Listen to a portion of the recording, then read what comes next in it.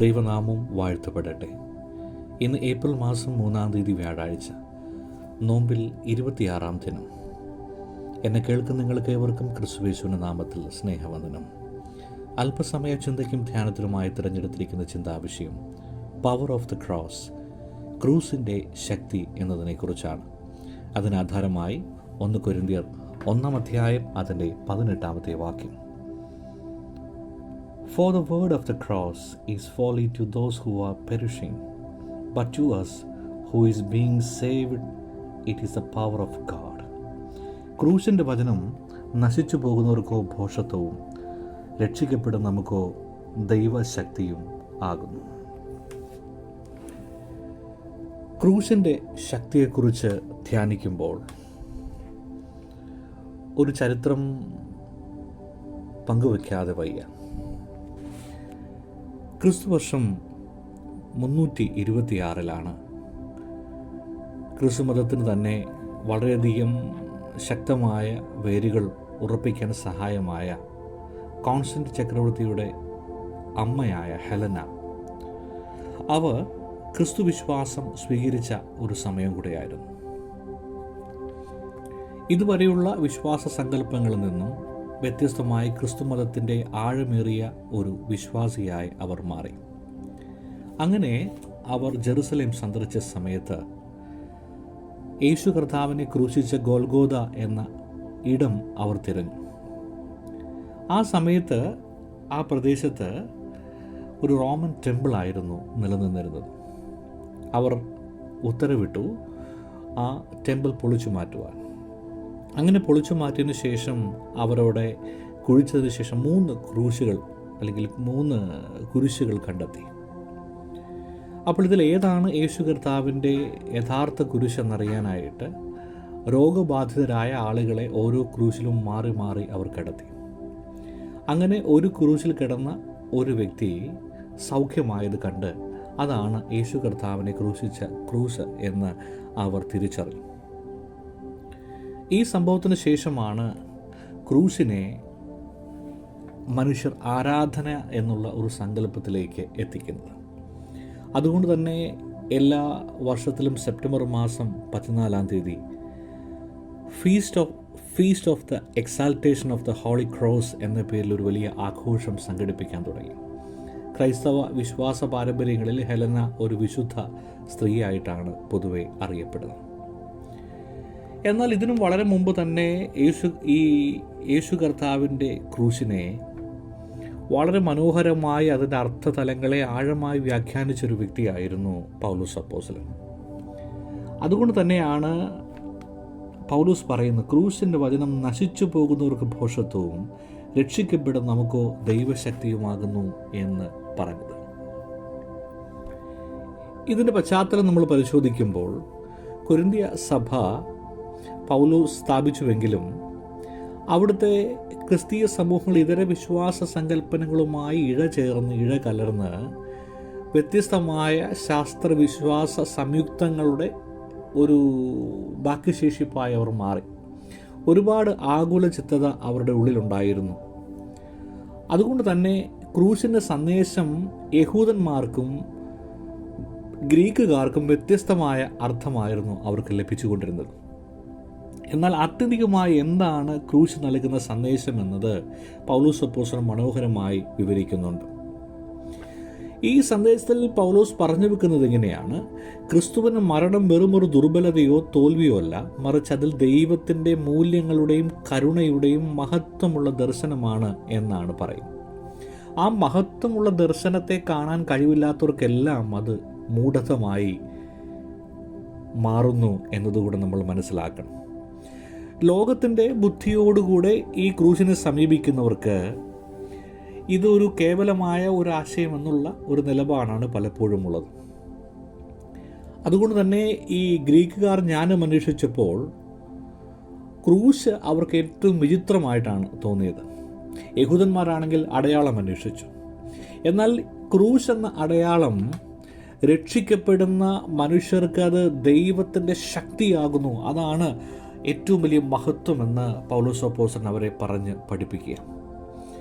ക്രൂശ് ദൈവത്തിൻ്റെ മഹാശക്തിയുടെ പ്രത്യക്ഷീകരണമാണെന്നും വിശ്വാസികളായ ആളുകൾക്ക് അതിലൂടെ ജയവും രക്ഷയും ലഭ്യമാകുമെന്ന് പൗലോസ് അപ്പോസ്തലൻ അവരെ പഠിപ്പിക്കുക. റോമർക്ക് ലേഖനം 1:16 അതുകൊണ്ട് ക്രൂശിനെ നമ്മൾ പരിശോധിക്കുമ്പോൾ വ്യത്യസ്തമായ അർത്ഥതലങ്ങളെ നമുക്ക് കണ്ടെത്താൻ കഴിയും.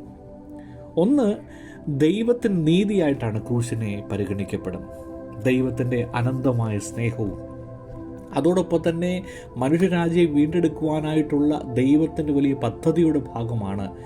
ദൈവികമായി നീതി നടപ്പാക്കുന്നതിന് വേണ്ടിയാണ് യേശു കർത്താവിൻ്റെ ക്രൂശുമരണം. രണ്ട്, ദൈവകരുണയാണ്.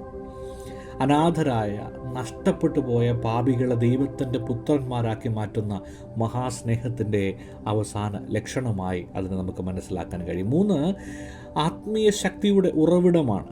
കാരണം ക്രൂശിലേക്ക് നോക്കുമ്പോൾ ഓരോ വ്യക്തിയുടെയും ആത്മീയ ജീവിതത്തിൻ്റെ ആഴമേറിയ തലങ്ങളെ മനസ്സിലാക്കാനായിട്ട് കഴിയും.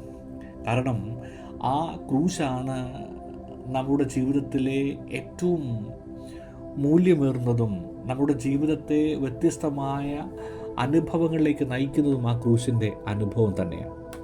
അതുകൊണ്ട് ക്രൂശിൻ്റെ പ്രാധാന്യം നമ്മുടെ ജീവിതത്തിൽ ധാരാളമായി ഉണ്ട് എന്ന് നമ്മൾ മനസ്സിലാക്കേണ്ടത് വളരെ ആവശ്യമാണ്. അതുകൊണ്ട് ക്രൂശിനെ നമ്മൾ മനസ്സിലാക്കേണ്ടത് ക്രൂശ് രക്ഷയുടെ പാതയാണ്. യോഹന്നാൻ 3:16 പറയുന്ന പോലെ നമ്മെ പാപത്തിൽ നിന്ന് മോചിക്കുവാൻ ക്രിസ്തു ക്രൂശിൽ മരിച്ചു എന്ന് നമ്മളവിടെ കാണുകയാണ്. അതോടൊപ്പം തന്നെ ക്രൂശ് എന്ന് പറയുന്നത് ക്ഷമയുടെ പ്രതീകമായിട്ട് കാണുകയാണ്.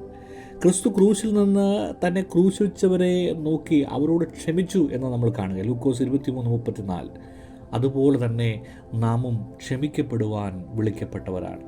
ഈ നോമ്പ് കാലത്ത് നമ്മൾ അനുവർത്തിക്കേണ്ട ചില ശീലങ്ങളെക്കുറിച്ച് വളരെ കൃത്യമായി ഇവിടെ പറയുന്നത്. 3, ക്രൂശ് എന്ന് പറയുന്നത് സമർപ്പണത്തിൻ്റെ അടയാളമാണ്. ത്യാഗം സഹിച്ചും കഷ്ടം സഹിച്ചും ഈ നാളുകളിൽ ജീവിക്കാനുള്ള വലിയ ആഹ്വാനം ക്രൂശ് നൽകുന്നുണ്ട്. സഹനത്തിൽ തളർന്നു പോകുകയല്ല, സഹനത്തിനപ്പുറം ഒരു സാധ്യതയുണ്ടെന്നും കൂടെ നമ്മളെ ഓർമ്മപ്പെടുത്തും. അതോടൊപ്പം തന്നെ ക്രൂശ് എന്ന് പറയുന്നത് ആധ്യാത്മിക ജീവിതത്തിൻ്റെ അടിത്തറയാണ് എന്ന് നമ്മൾ മനസ്സിലാക്കണം. ഭൂമിയിലെ കഷ്ടതകൾക്ക് മുകളിലായി ക്രൂശ് നമ്മളെ ഒരു വിശാലമായ തലത്തിലേക്ക് നയിക്കുന്നു. റോമർ 8:18 വായിക്കുമ്പോൾ ആഴമേറിയ അർത്ഥങ്ങളെ നമുക്ക് കണ്ടെത്താൻ കഴിയും. ഏറ്റവും ഒടുവിൽ ക്രൂശ് നമുക്ക് ശാന്തിയും ശരിയായ ഒരു ആത്മീയ നിലയും സമ്മാനിക്കുന്നു എന്നതുകൂടെ നമ്മൾ തിരിച്ചറിയേണ്ടതാണ്. ക്രൂശിനെക്കുറിച്ച് നമ്മൾ വിശദമായി പരിശോധിക്കുമ്പോൾ അത് നമ്മുടെ ജീവിതത്തിന് ഒരു പുതിയ അർത്ഥവും മാനവും നൽകുന്നതാണ് എന്നതുകൂടെ മനസ്സിലാക്കേണ്ടത് വളരെ ആവശ്യമാണ്. അതുകൊണ്ട് തന്നെ ക്രൂശിനെ നോക്കുമ്പോൾ ഡിസ്ട്രിച്ച് ബോൺഹോഫർ പറയുന്ന പോലെ ക്രിസ്ത്യാനി ആയിരിക്കാൻ ആഗ്രഹിക്കുന്ന ക്രൂശിനെ സമീപിക്കേണ്ടതുണ്ട്.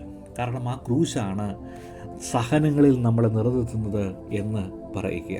ജോൺ സ്റ്റോട്ട് പറയുന്ന മറ്റൊരു സ്റ്റേറ്റ്മെൻ്റ് ഉണ്ട്, ക്രൂശില്ലാതെ യഥാർത്ഥ ക്രിസ്ത്യാനിത്വമില്ല എന്നതുകൂടി അദ്ദേഹം പറഞ്ഞു വെക്കുക. അതുകൊണ്ട് ക്രൂശിൻ്റെ ഈ വർത്തമാനകാല പ്രസക്തി നമ്മൾ മനസ്സിലാക്കേണ്ടത് വളരെ ആവശ്യമാണ്.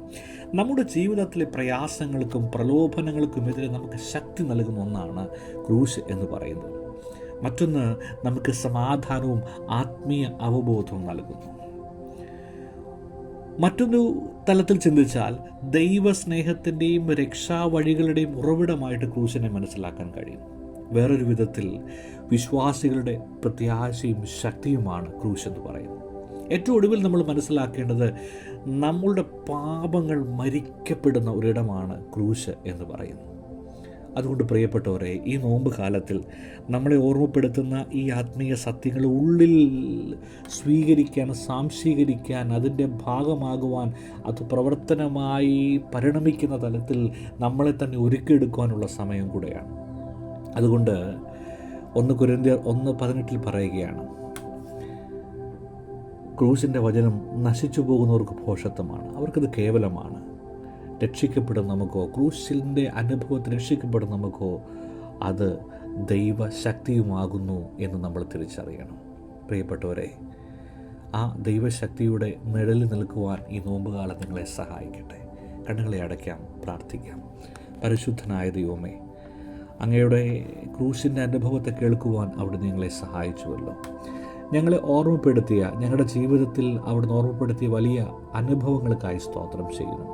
ഞങ്ങളുടെ ജീവിതത്തിൽ പ്രയാസങ്ങൾക്ക്, പ്രലോഭനങ്ങൾക്കെതിരെ നിൽക്കുവാൻ അവിടുന്ന് ശക്തി നൽകുന്നു ഞങ്ങൾ തിരിച്ചറിയും. ഞങ്ങൾക്ക് സമാധാനവും ആത്മീയ അവബോധവും നൽകുന്നു ഞങ്ങൾ തിരിച്ചറിയുന്നു. ദൈവസ്നേഹത്തിൻ്റെയും രക്ഷാവഴിയുടെ ഉറവിടമാണ് ഞങ്ങൾ തിരിച്ചറിയുന്നു. ഞങ്ങളുടെ പ്രത്യാശയും ശക്തിയുമാണ് തിരിച്ചറിയുക. ഒപ്പം ഞങ്ങളുടെ പാപങ്ങൾ മരിക്കുന്ന ഇടമാണ് ഞങ്ങൾ കർത്താവേ, ഈ നോമ്പ് കാലത്ത് ആ ക്രൂശിൻ്റെ വഴികളിൽ സഞ്ചരിപ്പാൻ ഞങ്ങളെ സഹായിക്കണമേ. ആ ക്രൂശ് ഞങ്ങളുടെ ജീവിതത്തിന് ഒരു വലിയ സാക്ഷ്യമായി, ഞങ്ങളുടെ കഷ്ടതകളിലും അതൊക്കെ എത്രത്തോളം കേവലമാണ് തിരിച്ചറിയാനുള്ള ബോധ്യത്തെ ഞങ്ങൾക്ക് പകർന്നു തരണമേ. ഞങ്ങൾക്ക് വേണ്ടി കഷ്ടം സഹിച്ച കർത്താവിനായി ജീവിപ്പാൻ ഞങ്ങളെ സഹായിക്കണം. പ്രാർത്ഥനയും യാചനയും ശ്രദ്ധ വെച്ച് കേട്ടതിനായി സ്തോത്രം. സകലവും യേശുവിൻ ധന്യമുള്ള നാമത്തിൽ തന്നെ. ആമേൻ.